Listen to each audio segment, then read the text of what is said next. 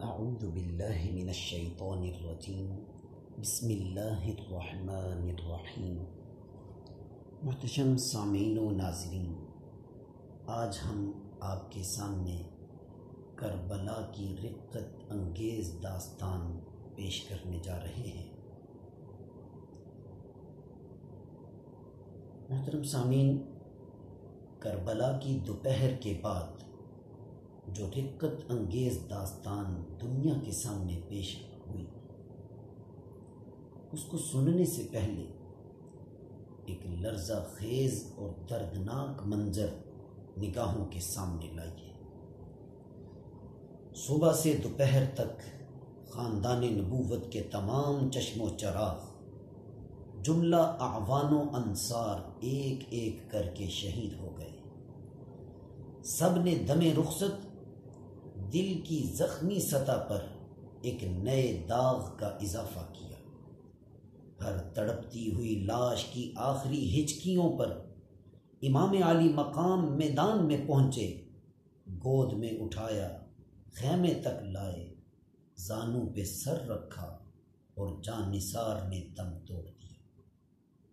نظر کے سامنے جن لاشوں کا انبار ہے، ان میں جگر کے ٹکڑے بھی ہیں اور آنکھ کے تارے بھی، بھائی اور بہن کے لاڈلے بھی ہیں اور باپ کی نشانیاں بھی۔ ان بے گور و کفن جنازوں پر کون ماتم کرے، کون آنسو بہائے اور کون جلتی ہوئی آنکھوں پر تسکین کا مرہم رکھے۔ تنہا ایک حسین اور دونوں جہاں کی امیدوں کا ہجوم ایک عجب درد انگیز بے بسی کا عالم ہے۔ قدم قدم پر نئی قیامت کھڑی ہوتی ہے، نفس نفس میں الم و اندوہ کے نئے نئے پہاڑ ٹوٹتے ہیں۔ دوسری طرف حرم نبوت کی خواتین ہیں، رسول اللہ کی بیٹیاں ہیں، سوگوار مائیں اور اشفتہ حال بہنیں ہیں۔ ان میں وہ بھی ہیں جن کی گودیں خالی ہو چکی ہیں، جن کے سینے سے اولاد کی جدائی کا زخم رس رہا ہے، جن کی گود سے شیر خوار بچہ بھی چھین لیا گیا ہے، اور جن کے بھائیوں، بھتیجوں اور بھانجوں کی بے گور و کفن لاشیں سامنے پڑی ہوئی ہیں۔ روتے روتے آنکھوں کا چشمہ سوکھ گیا ہے، تنے نیم جاں میں اب تڑپنے کی سکت باقی نہیں رہی۔ عورت ذات کے دل کا آبگینہ یوں ہی نازک ہوتا ہے، ذرا سی ٹھیس جو برداشت نہیں کر سکتا۔ افسوس، آج اس پر ظلم کے پہاڑ توڑے جا رہے ہیں۔ سب کے سامنے جام شہادت نوش کر چکے، اب تنہا ایک ابن حیدر کی ذات باقی رہ گئی ہے، جو لٹے ہوئے قافلے کی آخری امید گاہ ہے۔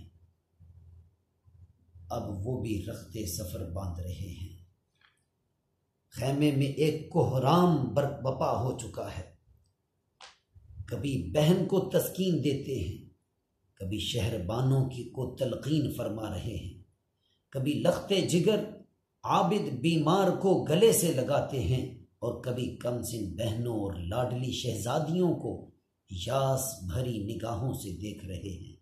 امید و بیم کی کشمکش ہے، فرض کا تصادم ہے، خون کا رشتہ ہے، دامن کھینچتا ہے، ایمان مقتل کی طرف لے جانا چاہتا ہے۔ کبھی یہ خیال آتا ہے کہ ہمارے بعد اہل خیمہ کا کیا حال ہوگا، پردیس میں حرم کے یتیموں اور بیواؤں کے ساتھ دشمن کیا سلوک کریں گے۔ دوسری طرف شوق شہادت دامن گیر ہے، ملت کی تطہیر اور حمایت حق کا فرض نیزوں پر چڑھ کے آواز دے رہا ہے۔ بالآخر اہل بیت کے ناخدا، کعبہ کے پاسبان، نانا جان کی شریعت کے محافظ حضرت امام بھی اب سر پر کفن باندھ کر رن میں جانے کے لیے تیار ہو گئے ہیں۔ اہل حرم کو تڑپتا، بلکتا اور سسکتا چھوڑ کر حضرت امام خیمہ سے باہر نکلی اور لشکر اعداء کے سامنے کھڑے ہو گئے۔ اب ذرا سا ٹھہر جائیے اور آنکھیں بند کر کے منظر کا جائزہ لیجئے۔ ساری داستان میں یہی وہ مقام ہے جہاں انسان کا کلیجہ شک ہو جاتا ہے، بلکہ پتھروں کا جگر بھی پانی ہو کر بہنے لگتا ہے۔ 3 دن کا ایک بھوکا پیاسا مسافر تنے تنہا 22,000 تلواروں کے نرغے میں ہے۔ دشمنوں کی خون ریز یلغار چاروں طرف سے بڑھتی چلی آ رہی ہے۔ دروازے پر اہل بیت کی مستورات اشک بار آنکھوں سے یہ منظر دیکھ رہی ہیں۔ لمحہ لمحہ درد و غم کے اتھا ساگر میں دل ڈوبتا جا رہا ہے۔ کبھی منہ سے چیخ نکلتی ہے، کبھی آنکھیں جھپک جاتی ہیں۔ ہائے رے تسلیم و رضا کی وادی بے عیاں، پھولوں کی پنکھڑی پہ قدم رکھنے والی شہزادیاں آج انگاروں پر لوٹ رہی ہیں، جن کے اشارے ابرو سے ڈوبا ہوا سورج پلٹ آتا ہے۔ آج انہی کے ارمانوں کا سفینہ نظر کے سامنے ڈوب رہا ہے اور زبان نہیں کھلتی۔ دیکھنے والی آنکھیں اپنے امیر کشور کو، اپنے مرکز امید کو، اپنے پیارے حسین کو حسرت بھری نگاہوں سے دیکھ رہی تھی کہ ایک نشانے پر ہزاروں تیر چلے، تلواریں بے نیام ہوئیں، فضا میں نیزوں کی انی چمکی، اور دیکھتے ہی دیکھتے سیدۃ نساء العالمین سیدہ فاطمۃ الزہرا رضی اللہ تعالی عنہا کا چاند گہن میں آ گیا۔ زخموں سے چور، خون میں شرابور سیدہ کا راج دلارا جیسے ہی فرش پر گرا، کائنات کا سینہ دہل گیا، کعبے کی دیواریں ہل گئیں، چشمے فلک نے خون برسایا، خورشید نے شرم سے منہ ڈھانپ لیا، اور گیتی کی ساری فضا ماتم و اندوہ سے بھر گئی۔